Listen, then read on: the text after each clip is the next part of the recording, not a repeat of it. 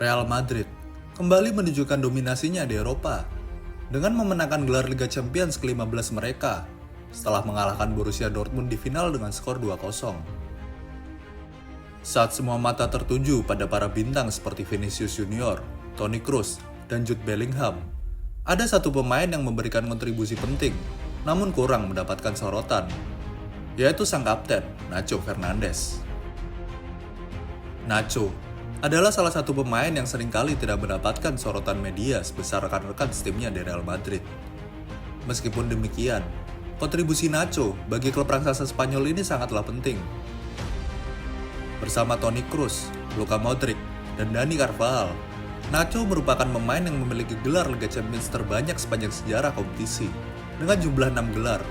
Dan kini, di musim perdananya sebagai kapten tim berjalan indah, usai sanggup mengamankan gelar juara La Liga dan Liga Champions.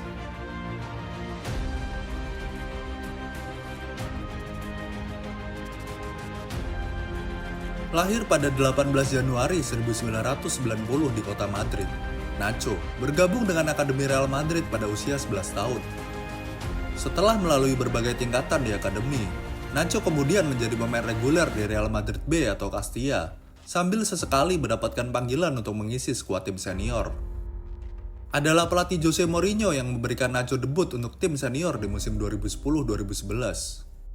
Di musim 2012-2013, Mourinho mengumumkan bahwa Nacho bersama Alvaro Morata dipromosikan untuk mengisi skuad utama Real Madrid. Sejak saat itu, Nacho terus berkembang sebagai seorang pemain. Salah satu aspek paling menonjol dari gaya bermain Nacho adalah kemampuannya untuk bermain di berbagai posisi di lini belakang. Dia bisa ditempatkan sebagai bek tengah, bek kiri, dan bek kanan, tergantung pada kebutuhan tim. Fleksibilitas ini memungkinkan pelatih untuk memiliki opsi taktis yang lebih banyak dan menyesuaikan strategi berdasarkan situasi pertandingan. Fakta penting lainnya tentang Nacho Fernandes adalah pemain ini memiliki kualitas yang memungkinkannya mengisi kekosongan dengan baik. Nacho mungkin bukan salah satu pemain paling berskill, berpengaruh, dan top di Real Madrid. Namun ia selalu menjadi pilihan yang dapat diandalkan oleh para pelatih. Dengan kesempatan bermain yang terbatas di antara pilihan pemain bintang dan bergaji mahal di Los Galacticos, Nacho hampir selalu memberikan performa di level atas. Loyalitasnya kepada klub, meskipun sering menjadi pemain rotasi, menunjukkan komitmennya kepada Real Madrid. Mungkin jika Nacho bermain untuk tim lain, ia bisa mendapatkan posisi stabil dan bermain terus-menerus. Namun ia lebih memilih bertahan di klub yang dicintainya sejak kecil. Kedatangan Carlo Ancelotti di periode keduanya bersama Real Madrid pada tahun 2021 perlahan membuat peran Nacho bagi El Real semakin vital. Ia mulai mendapatkan kesempatan bermain reguler dengan tiap musimnya menorehkan lebih dari 40 penampilan di semua kompetisi dalam 3 musim terakhir.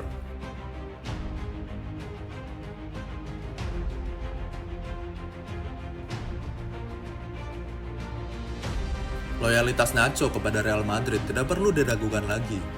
Di era modern, di mana banyak pemain sering berpindah klub untuk mencari waktu bermain lebih banyak ataupun gaji yang lebih tinggi, Nacho tetap setia kepada satu klub sejak memulai karir profesionalnya. Sekali lagi, Nacho bukanlah pemain yang mencapai level world class, tapi dia adalah tipe pemain yang paling diinginkan semua klub dalam skuad. Nacho bukanlah seorang diva, tidak sembrono di luar lapangan, dan tahu tempatnya. Ia juga tidak memiliki gaji yang terlalu tinggi, dan tidak menuntut perpanjangan kontrak setiap tahun. Nacho tidak pernah mengeluh meskipun sering berada di bangku cadangan. Ketika terdapat pemain di lini pertahanan yang sedang mengalami cedera atau suspensi kartu, dia bisa menggantikannya dan tampil bagus di sebagian besar pertandingan. Setelah bertahun-tahun menunjukkan dedikasi, loyalitas, dan kepemimpinan di dalam dan luar lapangan, Nacho mendapatkan kepercayaan untuk menjadi wakil kapten setelah Marcelo pergi di akhir musim 2021-2022. Dan di musim ini, ia naik kelas menjadi kapten Real Madrid setelah Karim Benzema pindah ke Al Ittihad di awal musim.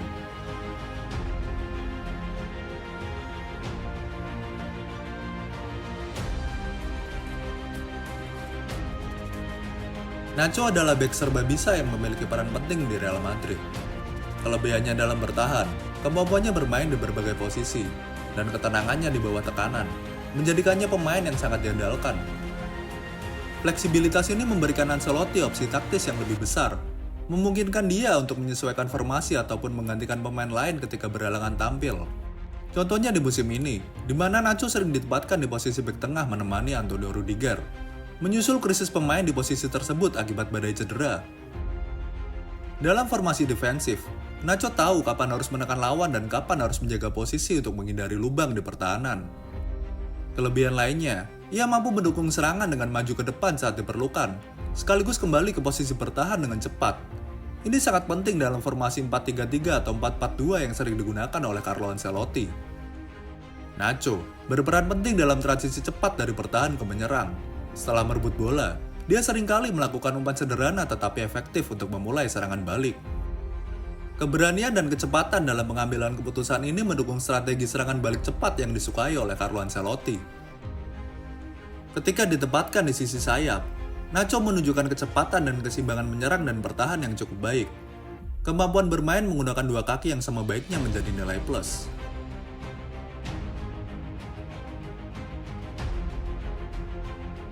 Statistik tinggi Nacho untuk memenangkan duel 1 lawan 1 dan melakukan intercept cukup vital. Dia memiliki timing yang cukup baik dalam melakukan tackle, dan seringkali berhasil memotong umpan lawan, mengurangi ancaman sebelum berkembang menjadi peluang nyata. Secara garis besar, Nacho adalah back tipe old school dengan atribut kesadaran posisi yang baik, gaya bermain konservatif, dan kekuatan dalam duel fisik. Meski begitu, dirinya juga tidak canggung dalam fase build up. Contohnya di musim ini, persentase umpan suksesnya mencapai 93% di semua kompetisi.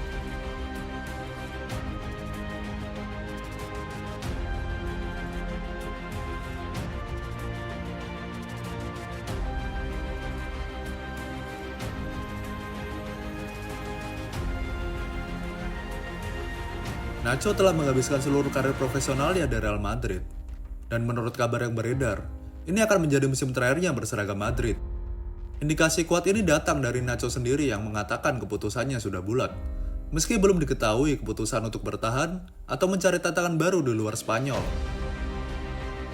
Namun Presiden klub Florentino Perez serta pelatih Carlo Ancelotti sudah menyatakan bakal menghargai keputusan apapun yang dibuat oleh Nacho. Meski mereka berdua juga menyatakan akan sangat senang jika Nacho memutuskan untuk bertahan. Sekilas Nacho Fernandes bukanlah merupakan sebuah bek dengan bakat alami yang luar biasa. Namun, kemampuannya tampil konsisten di level tertinggi selama bertahun-tahun adalah bukti dari profesionalisme dan kualitasnya sebagai pemain. Ia jarang dianggap sebagai bek papan atas selama karirnya di Real Madrid, dikarenakan kehadiran bek kelas dunia lainnya di tim yang sama atau di klub lain. Walaupun sering terlupakan, kontribusi Nacho bagi publik Santiago Bernabeu tidak bisa diremehkan. Dia adalah pemain yang selalu siap memberikan yang terbaik untuk klub. Menunjukkan bahwa keberhasilan tim seringkali juga ditentukan oleh pemain-pemain yang bekerja keras di balik layar.